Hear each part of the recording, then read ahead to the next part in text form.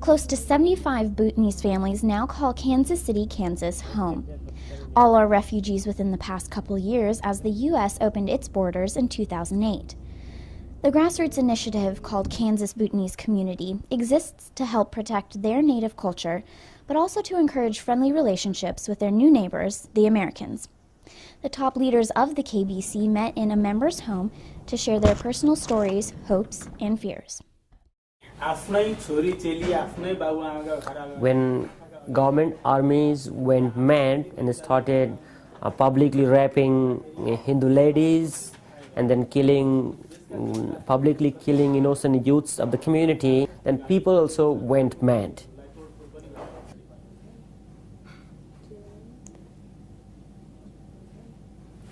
भुटानमा प्राय गरेर सबै कृषिहरू थिए कृषि गरेर खान्थे. And then the point that I'm talking is around 90s, 80s to 90s, and in the meantime government developed a policy, that is the fourth Druk Gyalpo, King Zigme Singye Wangchuk.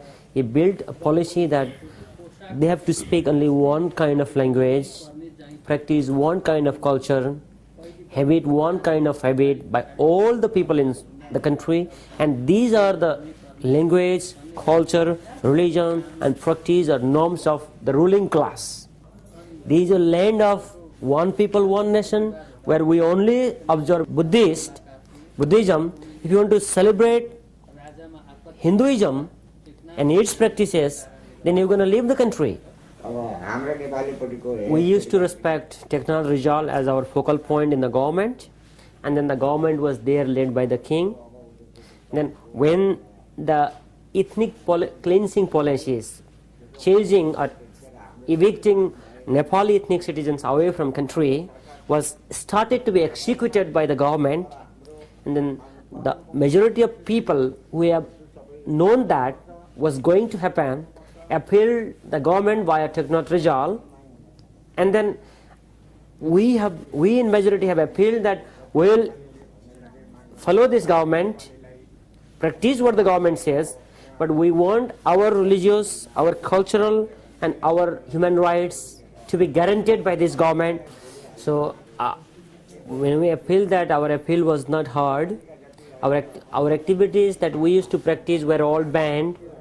When we appealed that, the government does not listen that. Instead of our appeals were responded with brutalities, atrocities, and then homicides, genocides, mass killings, rapes, tortures. So we finally had to compromise with the situations and leave the country and get asylum where we can be safe. So we left Bhutan so as to protect our life.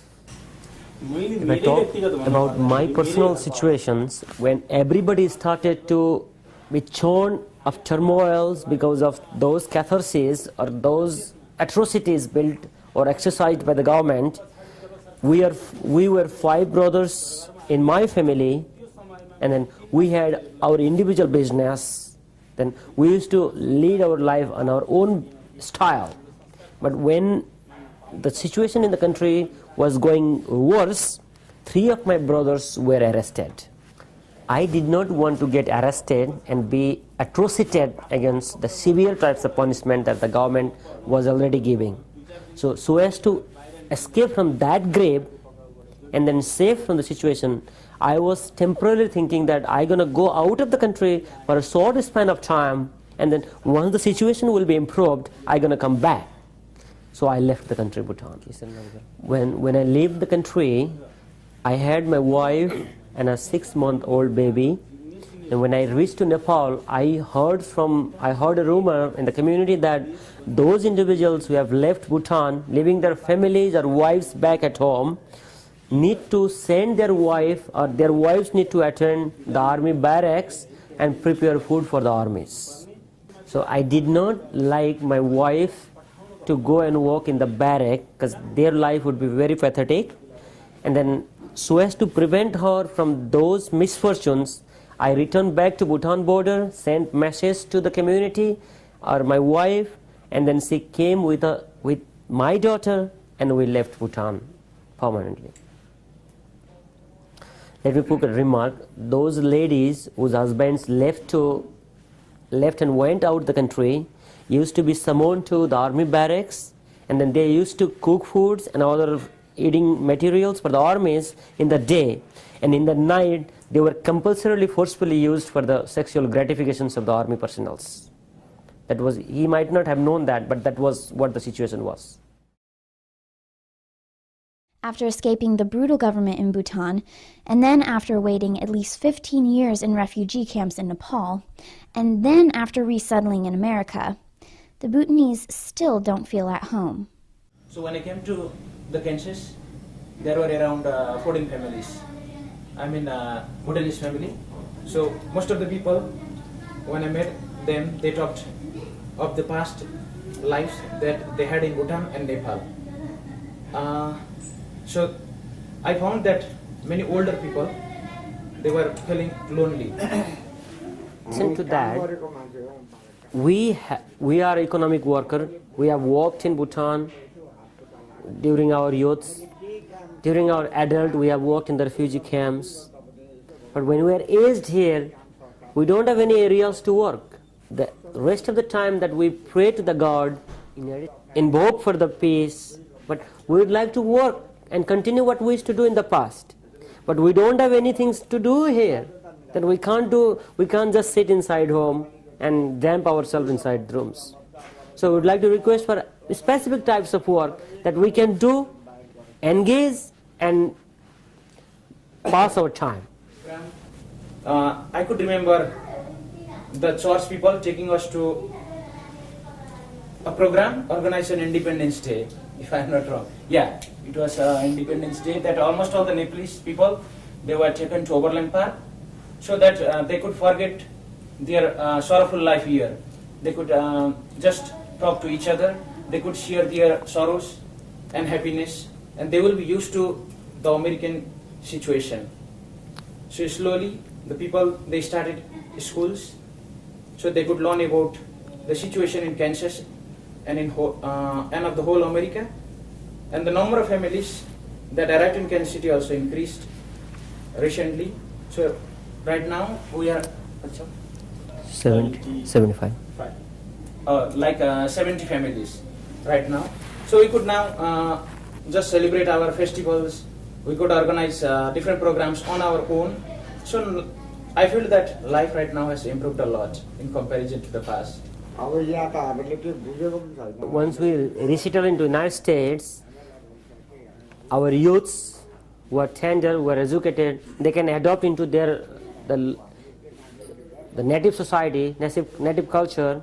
But we plus 60s aged people, we would not like to do that because we have left Bhutan so as to preserve that, practice that.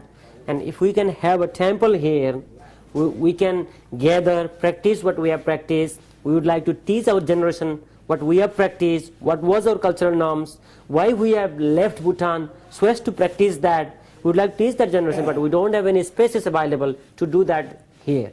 So we would like to appeal for that. They were banned to practice. Here we are free to practice. But we are in that place that where we can't practice anything on our own. And then the government has no any policies to promote us to practice those things based on our religion.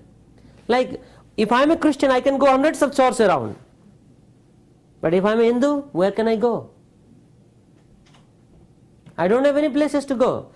I can go, but I have to go to Georgia. So I have to go to my temple, Hindu temple. Or I have to go to Indiana. Or I have to go to Canada. Which I can't do. And I can't perform those activities in my house because I am jobless. I don't have capacity to earn big dollars. So, yes, I am free to practice everything here. But I don't have capacity. That means I am not free.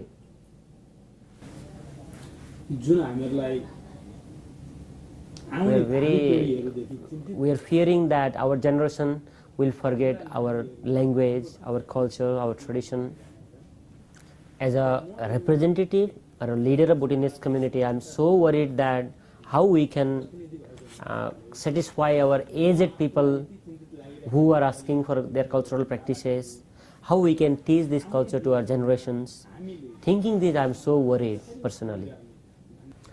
as per our religion, we need to have a common temple, and then our cultural activities of our children from birth to aging has to be specifically done over time, and we need a priest in a temple so that every kinds of activities or every kind of cultural performances can be performed in common in a particular temple.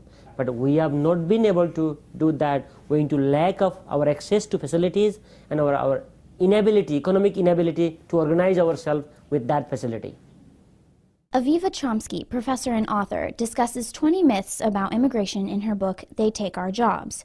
And she quotes a study from 1999 on West Indian immigrants by researcher Mary C. Waters. She found that immigrants and their children do better economically by maintaining a strong ethnic identity and culture, and by resisting American cultural and identity influences. Those who resist becoming American do well, and those who lose their immigrant ethnic distinctiveness become downwardly mobile. In Bhutan, we had our own property, we have our own type of living, we were organized in the community, but the system of governance went very brutal, where much of atrocities were practiced in Bhutan, so we had to leave the country. When we come to Nepal, we have to live a very pathetic, much deplorable life in the refugee camps. We are very fortunate that from such a pathetic life, we could transform our life into such a sophisticated, such a well-to-do nation like United States. We are very happy to be in the state, in the place where we are at now. We have all types of facilities, but in regard to our cultural practices, that we are very sad. We are so worried that if this kind of situation persists throughout, we are worried that we would not be able to practice our culture, practice our religion, and impart that to our generations. We are so worried about that. Because of that, our siblings and generations gonna be transformed into a different culture, different civilizations, and then they will forget their generation past. Because of that, we are so worried. From Kansas City, Kansas, for footslogging.com, I'm Katrina Helmer.